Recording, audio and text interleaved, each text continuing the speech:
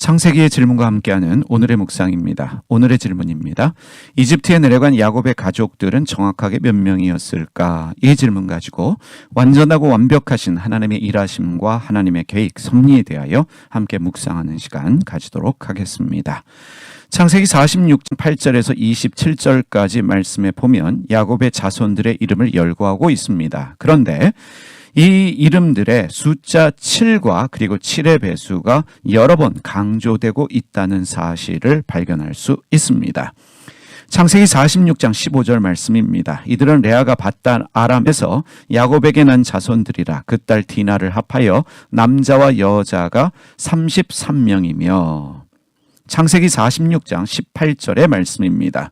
이들은 라반이 그의 딸 레아에게 준 실바가 야곱에게 낳은 자손들이니 모두 16명이라. 레아가 낳은 야곱의 자손은 33명입니다. 그녀의 여종 실바가 낳은 야곱의 자손은 16명입니다. 이 숫자를 합하면 49명이 됩니다. 숫자 49는 7의 7배수가 됩니다. 창세기 46장 16절의 말씀입니다. 갓의 아들은 시변과 학기와 수니와 에스본과 에리와 아로디와 아렐리오라고 기록하고 있습니다. 갓은 히브리어 알파벳으로 7이 됩니다. 7의 뜻을 가진 갓이 낳은 아들이 7명입니다. 창세기 46장 22절의 말씀입니다. 이들은 라헬이 야곱에게 낳은 자손들이니 모두 14명이요. 창세기 46장 25절 말씀도 읽습니다. 이들은 라반이 그의 딸 라헬에게 준 비라가 야곱에게 낳은 자손들이니 모두 7명이라. 야곱과 라헬 사이에서 태어난 자손은 14명입니다. 숫자 14는 7의 2배수가 됩니다. 라헬의 여종 비라는 7명의 자손들을 낳았습니다. 창세기 46장 26절에서 27절 말씀입니다. 야곱과 함께 애굽에 들어간 자는 야곱의 며느리들 외에 66명이니 이는 다 야곱의 몸에서 태어난 자이며 애굽에서 요셉이 낳은 아들은 2명이니 야곱의 집사람으로 애굽에 이른 자가 모두 70명이었더라. 야곱과 함께 이집트에 내려간 사람은 며느리를 제외하고 직계 가족만 66명이었습니다. 여기에 이집트에서 요셉에게 태어난 두 아들까지 합하면 이집트에 들어간 야곱의 집안 식구는 모두 70명입니다. 성경이 그렇게 기록하고 있습니다. 그런데 여기서 우리가 사도행전 말씀을 살펴봅시다. 사도행전 7장 14절 말씀입니다. 요셉이 사람을 보내어 그의 아버지 야곱과 온 친척 75사람을 청하였더니 75은 75명입니다. 창세기는 이집트에 내려간 야곱의 자손이 66명이다 라고 기록하고 있습니다.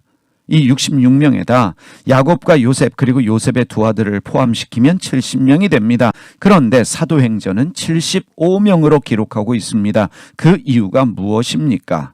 어떤 학자는 75명은 친족을 포함시킨 숫자다라고 주장하고 또 어떤 학자는 요셉의 아들들이 7명의 자녀들을 낳았는데 그 자녀들을 포함시킨 숫자가 75명이다라고 주장하기도 합니다.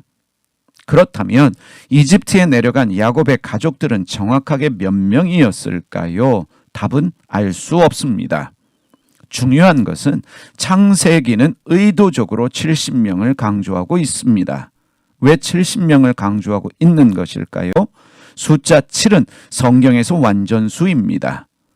숫자 70은 7 곱하기 10으로서 완전하고 충만한 수를 상징합니다.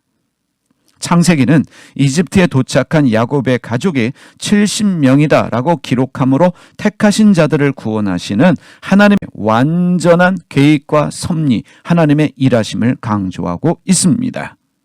하나님은 전능하시며 계획하신 것을 이루시며 은혜가 풍성하십니다. 하나님은 실수가 없으십니다. 하나님은 야곱과 그의 가족들을 단 한 명도 남기지 않고 이집트로 인도하셔서 기근으로부터 구원하셨고 큰 민족이 되게 하셨습니다. 이것은 하나님의 완전한 계획이며 섭리입니다. 이들이 정확하게 70명인지 75명인지는 알 수 없습니다.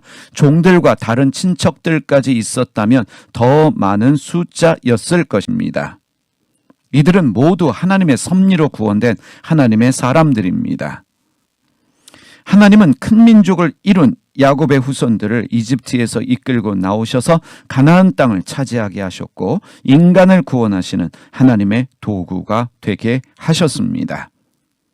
하나님이 작정하신 일은 하나님이 이루십니다. 두려워하지 마시길 바랍니다. 하나님의 계획과 섭리는 완전하고 완벽합니다. 실수가 없으신 하나님은 오늘도 우리를 위해 일하고 계십니다. 모든 것이 합력하여 선이 되게 하십니다. 완전하신 하나님은 풍성한 은혜를 우리에게 주기 원하십니다. 신명기 32장 4절 말씀 세 번역으로 읽고 오늘 말씀 마치겠습니다. 하나님은 반석하시는 일마다 완전하고 그의 모든 길은 올곧다. 그는 거짓이 없고 진실하신 하나님이시다. 의로우시고 곱기만 하시다. 기도하겠습니다. 하나님, 전능하신 하나님은 계획하신 모든 것들을 완전하고 완벽하게 이루시는 하나님이신 것을 저희가 찬양합니다. 은혜가 풍성하신 하나님, 실수가 없으신 하나님, 오늘도 그 하나님 때문에 먹고 사는 날들이 되게 하여 주시고 풍성한 주님의 은혜를 받아 누리는 저희 삶이 되게 하여 주시옵소서. 저희를 향하신 주님의 계획, 주님의 일하심 가운데 이루어질 줄 믿습니다. 오늘도 그 믿음으로 살아가는 날 되게 하여 주시옵소서. 예수님의 이름으로 기도드립니다. 아멘.